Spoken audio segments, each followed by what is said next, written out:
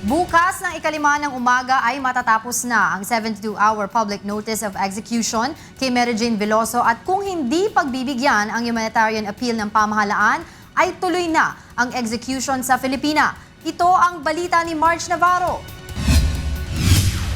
Sa loob ng preso nakita namin si Mary Jane, medyo nakakamangha, na masaya, kalmado, medyo mabiro pa nga at siya pa nagbibigay ng lakas ng loob sa tatay, sa nanay, sa kapatid. Medyo nadagdagan ng konti yung kanyang timbang. Siyempre naman dahil wala naman masyadong nagagawa sa loob. So sa pangkalahatan ay matibay. Naninindigan siya na siya ay inosente at hindi pa siya nawawalan ng pag-asa na maaari pa siyang masalba. Ito ang ipinahayag ng abogado ni Mary Jane Veloso, ang Filipina drug convict na nasa death row sa Indonesia.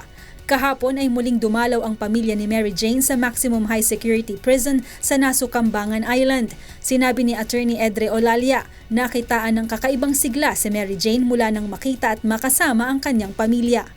Matatapos ang 72-hour public notice of execution bukas, April 28 sa ganap na ikalima ng umaga. Inabisuhan na ng Attorney General's Office ng Indonesia ang 7 sa 10 drug convicts kabilang na si Veloso na matapos ang alas 5 ng umaga bukas, anumang oras ay isasagawa na ang firing squad. Ito ay kung hindi mapagbibigyan ang ikalawang apela ng pamahalaan ng Pilipinas para kay Mary Jane. So ang ibig sabihin niyan, walang mangyayaring execution bago ng alas 5 ng 28.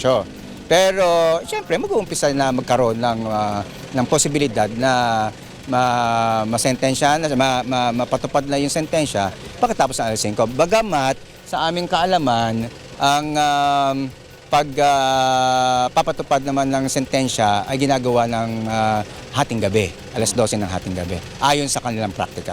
Posibleng isunod na rin sa second batch ng execution ang mga nationals ng Brazil at Ghana habang may temporary postponement sa pagpatay sa French national dahil sa apela ng gobyerno nito. Marge Navarro, UNTV News Worldwide.